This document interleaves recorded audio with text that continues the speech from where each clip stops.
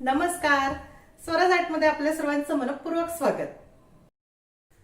आज आपण बघूयात अतिशय चटकदार आणि चटपटीत असं लाल मिरचीच्या लोणच्याची रेसिपी. लाल मिरचीचं लोणचं हिवाळ्याच्या दिवसामध्ये आवर्जून सर्वच जण बनवतात. आज आपण माझ्या आजीच्या खास पारंपरिक रेसिपीसह हे वऱ्हाडी पद्धतीचं लाल मिरचीचं लोणचं बघूयात. हे लोणचं खूप मस्त चटपटीत असं होतं. ह्यासाठी एक खास मसाला माझ्या आजीने शिकवला आहे. त्याचीच रेसिपी मी तुमच्यासोबत शेअर करणार आहे. छान मस्त टिकाऊ आणि चटपटीत हे लोणचं आहे. चला तर मग बघूयात आता याची कृती. लोणचं बनवण्यासाठी आपल्याला लागणार आहे 150 ग्रॅम ह्या लाल मिरच्या पाण्याने स्वच्छ धुवून त्या कापडाने पुसून त्याचे देठ मी काढून घेतले. हे बघा या प्रकारे. आता ह्या मिरच्या आपल्याला कापून घ्यायच्या आहे. तुम्हाला आवडतील तसे ह्या मिरचीचे काप करून घ्या. खूप मोठे नको पण अगदी खूप बारीक देखील नको. हे बघा आता ह्या मिरचीमध्ये अगदी जाड जाड बिया आहे. ज्यांना कमी तिखट लोणचं आवडते त्यांनी ह्या बिया ह्या प्रकारे काढून टाका.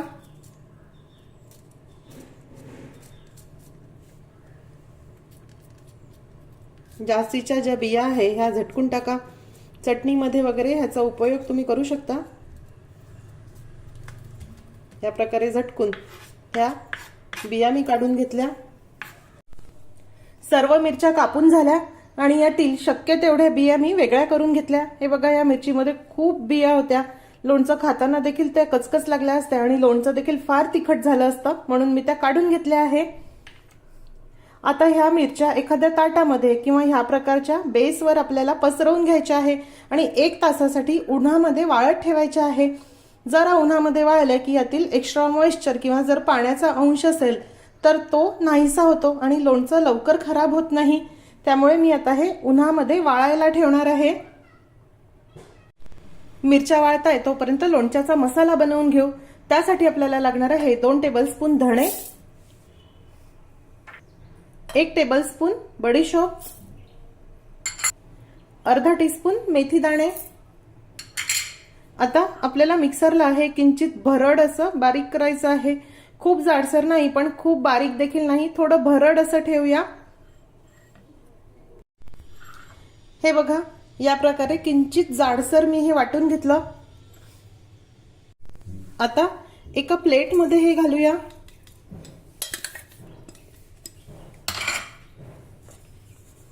आणि हलक्या हलक्या हाताने असं हे आपल्याला झटकून घ्यायचं आहे. बघा ही जी धण्याची साल आहे ती वरती येत आहे. या प्रकारे थोडी फुंक घालून ही धण्याची साल आपल्याला उडवून टाकायची आहे. लोणच्यामध्ये वरती ही धण्याची साल तरंगते. बघा हे धण्याची साल मी उडवून टाकली, पाखडून टाकली आहे. या ठिकाणी कढईमध्ये मी 4 टेबलस्पून म्हणजे साधारण 50 ml तेल गरम करायला ठेवलं आहे. या ठिकाणी मी सनफ्लॉवर रिफाइंड ऑइल वापरलं आहे. याऐवजी तुम्ही शेंगदाण्याचं तेल किंवा जे कुठलं तेल खात असाल ते वापरलं तरी चालेल. तेल चांगलं गरम झालं. तेलामधून या प्रकारे धूर दिसायला लागला. आपण एक मिरा यामध्ये टाकून बघू. हे बघा मिरा या प्रकारे तळून लगेच वरती आला म्हणजे तेल नीट गरम झालं. आता आपण गॅस बंद करूया. इथे एखाद्या पसरट मोठ्या बाउलमध्ये किंवा ताटामध्ये आपल्याला हे धणे आणि शोपची पावडर घालायची आहे.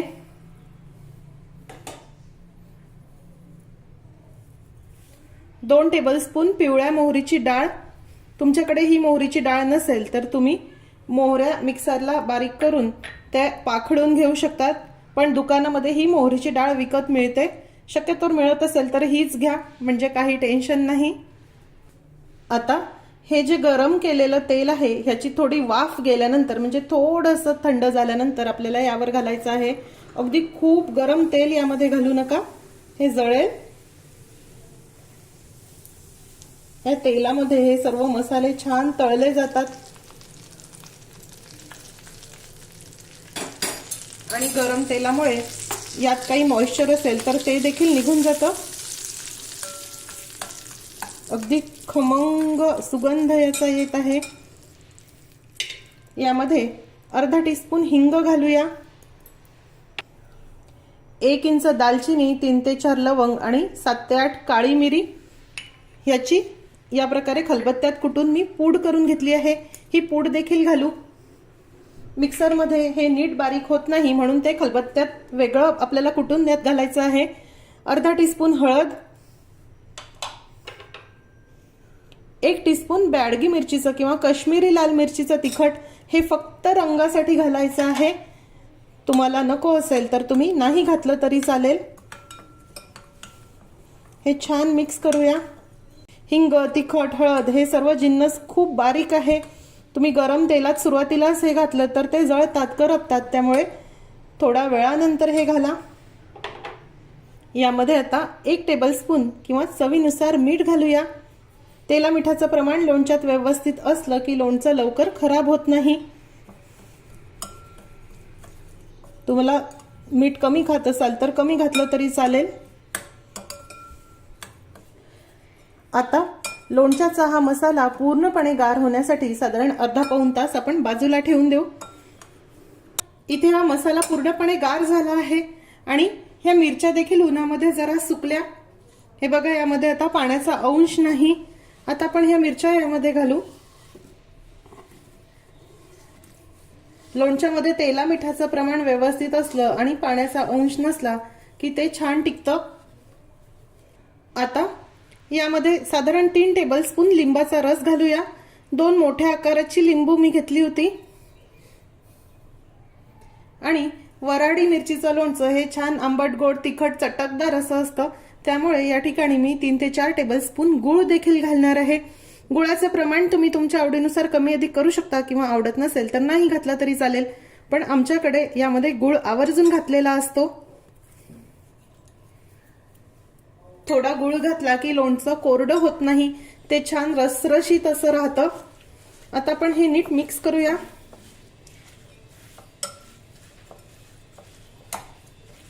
बघा, हे अगदी छान मिक्स झालं।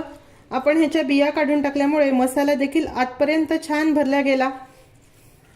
आता हे लोणचं मुरण्यासाठी साधारण 3 ते 4 दिवस आपल्याला लागणार आहे। तुमच्याकडे जर ऊन असेल तर ह्या काचेच्याच भांड्यामध्ये थोडं सुती कापडाचं झाकण टाकून उन्हामध्ये हे लोणचं ठेवा, म्हणजे पटकन मुरतं। नसेल तर असंच तुम्ही हे बरणीमध्ये भरून ठेवू शकता आणि 5 ते 6 दिवसानंतर लोणचं खायसाठी तयार होतं। आता यावर सुती कापड बांधून मी हे लोणचं 2 दिवस उन्हामध्ये ठेवणार आहे, नंतर तुम्हाला दाखवते। साधारण 5 ते 6 दिवसानंतर लोणचं अगदी नीट मुरलं आहे। मिरचीचं लोणचं तयार आहे। हे मिरचीचं लोणचं कोरड्या हवाबंद काचेच्या बरणीमध्ये तुम्ही ठेवा। तुम्हाला जर हे लोणचं खूप जास्त टिकवायचं असेल तर लोणचं बरणीमध्ये भरल्यानंतर थोडं तेल गरम करून थंड करून मग लोणच्यावर घाला, म्हणजे लोणच्यावर जर तेलाचा तवंग किंवा तेलाचा थर असेल तर लोणच्याला बुरशी लागत नाही। पण ह्या प्रकारे जर कमी तेलातलंच लोणचं तुम्हाला आवडत असेल तर काचेची जी बरणी आहे ती तुम्ही शक्यतो फ्रीजमध्ये ठेवा, म्हणजे 4 ते 5 महिने देखील लोणचं खराब होत नाही, ते छान टिकतं। ह्या प्रकारे लोणचं तुम्ही नक्की करून बघा। आजची रेसिपी आवडल्यास रेसिपीला लाईक करायला व शेअर करायला विसरू नका। माझ्या चॅनलला देखील नक्की सबस्क्राईब करा।